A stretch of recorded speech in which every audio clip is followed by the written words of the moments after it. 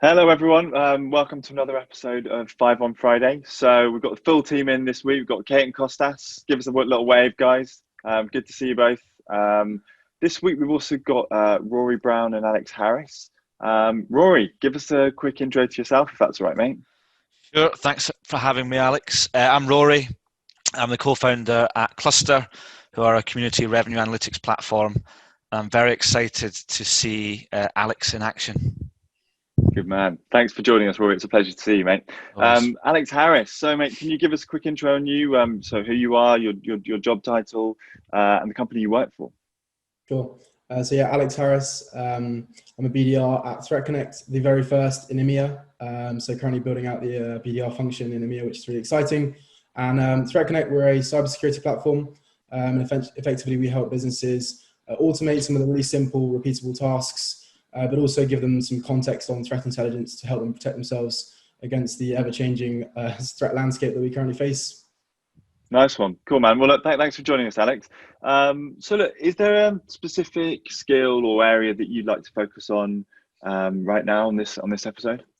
Yeah, I think the key area would be outbound cold calling. It's an area that I'm really trying to work on at the moment. Great. Okay, guys. Well, we're probably going to do a bit of a role play, given you're selling to more sort of CISOs, that kind of environment. Kate, are you happy to do this one? Yeah, ready to go. Good stuff. All right, Alex, just real quick then. So, just to give us a bit of context, like who are your personas? Who do you like to sell to? Give us a bit of context behind that before we go into this, if that's all right. Yeah, so typically we would sell to individuals in the security team, so IT leaders.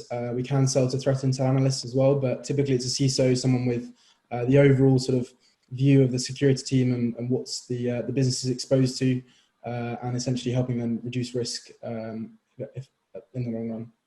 Cool, great, man. Okay, Kate, is that enough for you? Yeah, I think so. Good stuff. All right, guys. Well, over to you both. Let's do it. Cool. Hello, Kate Lewis. Hi, Kate. I appreciate I'm an interruption, but have you got 35 seconds for me to tell you the reason of my call today? You've got 35. Go. Perfect. Kate, I've been speaking to lots of CISOs like yourself in the financial industry, and they've been highlighting two key problems in their world. So do either of these sound remotely familiar to you in your world? The first is that their security teams lack collaboration and the unification of security processes onto a single native platform. And the second is translating security into business value as their languages are so far apart. Do either of those sound remotely familiar to you? Given that I sit between the security teams and have to report up into the board that don't really understand what the blooming hell I'm talking about half the time, the second one probably resonates a little bit with me. I'm not sure what you're meaning by the first point necessarily, but the second one does sound familiar. Sure. Okay. Well, yeah, I mean, it's typically a problem we do see with CISOs being able to translate that's a value of the security team, because ultimately security teams are normally seen as a big spend for businesses. So can you give me an example of perhaps where you've struggled to demonstrate the value of the team to the board and what the impact has been? I think it's the biggest thing is explaining to them what we've managed to overcome. Like what if we weren't here? What would have happened? Mm-hmm. What threats are out there that are landing that the SecOps team are picking up and preventing, but we can't articulate that because they're running around doing that and putting out fires all the time. Mm-hmm. Yeah, it's a typical problem that we see, the inability to kind of demonstrate the value because the teams are quite typically siloed, and also security doesn't really mean much to the board. So do you sort of think it would seem helpful to you to be able to bring the security team into a single place to demonstrate the value that it is bringing to the business with a dashboard sort of function? I'm not sure I understand what you mean by bringing the security team into one place. Yeah, sure. Well, I mean, I guess it would be good for me to give you a bit of an overview of kind of ThreatConnect and what we do and where we sit in the market.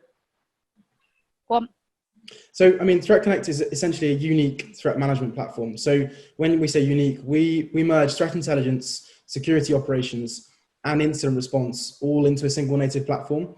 So you've got a single pane of glass to view the security processes, end to end. And essentially you can manage all of those separate security tools that you have all in one place to bring additional context to the threats that you might be exposed to. And then obviously explain to the board, these are the threats we're actually exposed to. And with the dashboard function that we do have, you can demonstrate the amount of time you're saving by automating some of the simple and repeatable processes. That sounds like a big project to implement. We've got disparate systems, and it's working. Mm-hmm.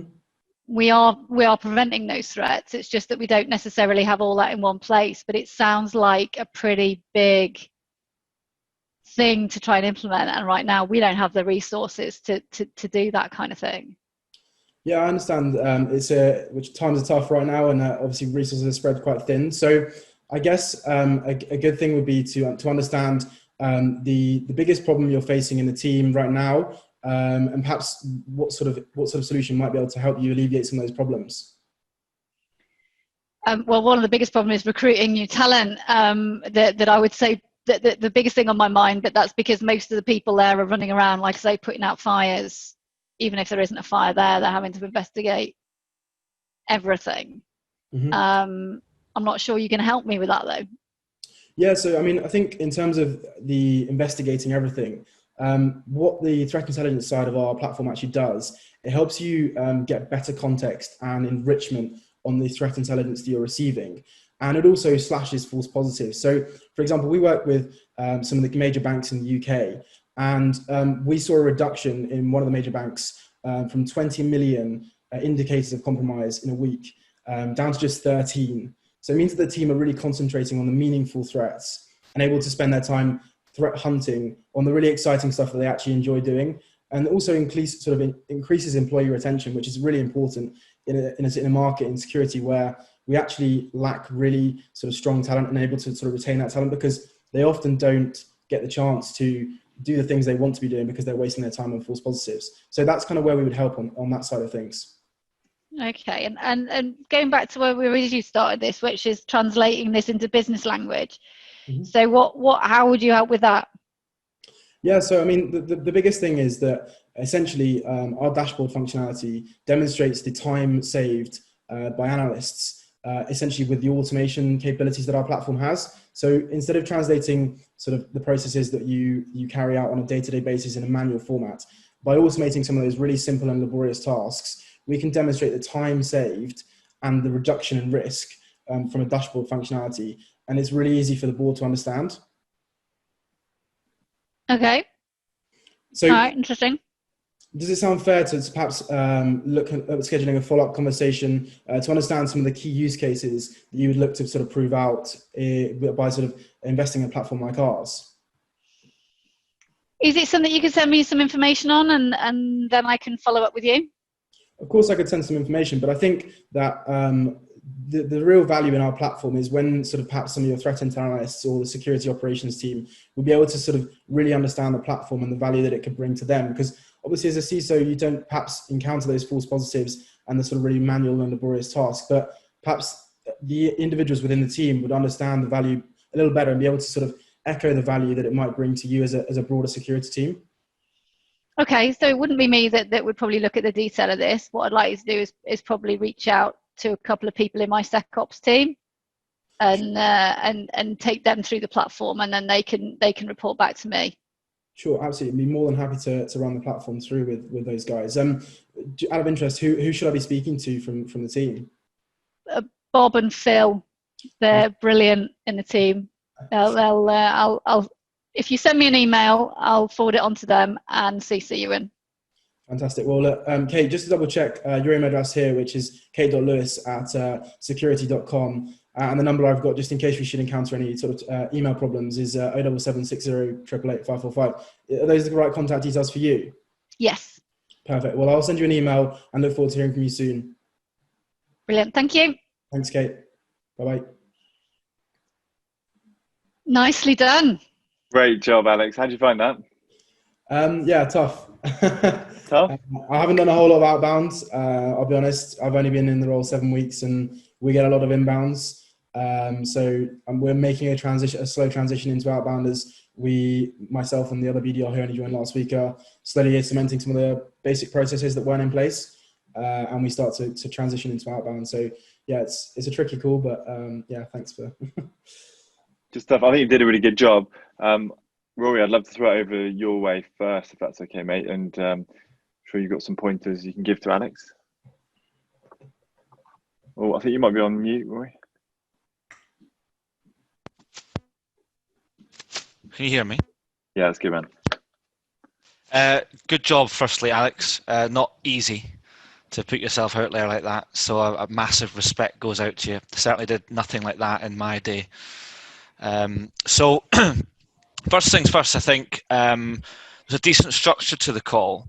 I think where you could have an instant win is in your pace and your tone and how you switch that up a little bit. So one thing I would say is obviously you're under the cosh. It all came through at like the same frequency. If you could draw a line of your voice, it's kind of wobbling along this line.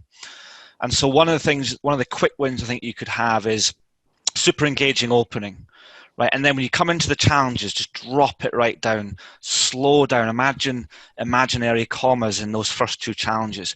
Really, really make the prospect, make Kate want to lean in and think, what is this? What am I hearing here? That does sound interesting. And I think that would be a real quick win, because then you'll buy some credibility from the prospect straight away. That'd be my first point. I'll hand over to someone else. Costas, how about you, mate? First of all, I have total respect for anyone who sells to CISOs. Many years back, I tried to unsuccessfully. I just found them that they were very, very dry and wouldn't suit my personality necessarily. But I think you did a very good job in terms of what I think CISOs need. Again, CISOs are people that need a bit more like validation about what they're trying to, what they're listening to. If you can put some data, they will listen to. They're more like on the positive side of the, whatever which hemisphere, the right hemisphere of thinking, way of thinking. So I think you did a very good job. I really like that example with the bank that you gave. You gave some numbers that to someone who's a complete ignorant about what you're trying to solve, caught my attention, absolutely. I agree with Rory about the delivery. I don't think it was bad or anything like that. You're very tentative, but that comes with with practice, right? The more you get to speak to these guys, the more you'll feel confident. What I really didn't understand, and again that might be because, like I said, I'm ignorant as to what you're trying to solve. The two pain points, to me, they were like business needs that any CISO in any part of the world might be facing with. Mm-hmm. You know what I mean? It's like, because we put conferences, sound to me like something that we put for day one, for example, translating security to value for the business. Like, nice to hear. I'm not quite sure that this is something that will attract people's attention, or it gives you enough for you to actually drill down the problem, because you just need to find something a problem that other people have, and start accentuating slightly that problem to see if it is important enough for these guys, and also figure out if there's something that they want to do something about it. Because if it's a problem, but it's not a big enough problem, you can't sell it. Simple stuff. So for me, I think you've lost me. Although the structure is fine, I think you lost me with those two pain points. I just didn't think they were strong enough. And I get it. I gathered that from Kate, because she was trying to figure out what exactly is that you're solving. What other people told you that, oh yeah, that's a big issue for me. I just felt that there was a bit weak for my understanding of the situation. Sure. Do you want me to feedback on kind of my thoughts, or? Yeah, sure, absolutely. Go for it. I guess the biggest one is that security for most businesses is kind of a big spending hole, and they don't really see what they're actually doing. Sort of, how is it helping the business? How is it reducing the risk? And that's kind of a difficult thing for them to quantify, because it's difficult for them to demonstrate to the broader business what they're actually doing. So I think that's the kind of translating into security into business value. And then the collaboration side is that security teams normally all work in very separate different tools, and those tools don't really interact with each other. So there's quite a lot of manual process in terms of passing it from an initial threat team to the security operations team and then to the response team, whereas our tool essentially integrates with all of those different tools to bring it all into one place, which means I believe. Boom. Yeah, that makes I more now sense. understand what you were trying to say. I wrote down too much jargon. I didn't pick up. I've sold to security for years, and I was like, you were talking about collaboration-y, dashboardy, blah, and I was like, just what you've just described is the problem I'm facing. Not that I lack collaboration, blah blah blah. Too many buzzwords and jargon. Just go describe it in your words. That like you just described it. That was brilliant. Because when I gave you a couple of objections, like I've got recruitment problems, and I've got, you know, because they've got loads of stuff, they're always putting fires out, you probably can't help with that. You came back with a brilliant response. I mean, seriously, I just love how he handled that. You basically described how in reality you would help us, not buzzwords and jargon, just act. And I went, oh well, okay, I had no idea that you were going to help me with that. That's brilliant. Yeah. So don't try and do the marketing buzzwordy jargon. Who And wrote please, this speech? Sorry, who wrote this speech for you? Who gave you the topic, the pain points? I generated them myself after like understanding what I thought would be the problems that these guys are facing. After looking at some of the content we have from the marketing team, I basically boiled down all the personas that we sell to and the problems they face in their world, and essentially tried to devise a script from that. just be comfortable putting it in your own language. It's okay to say, you know, you've got your dudes over here that don't know what your dudes over here are doing. Nothing's bringing them together to show you exactly what's happening in your business. And if you can't see it, then the board can't see it. Mm-hmm. Say you don't need to do dashboardy things and stuff like that. I think that describing it in that language would be more comfortable for you. It would, to Rory's point, slow you right down because you were explaining it rather than regurgitating it. And that would have a massive impact. And just for me, please remove single pane of glass from your vocabulary. Sure.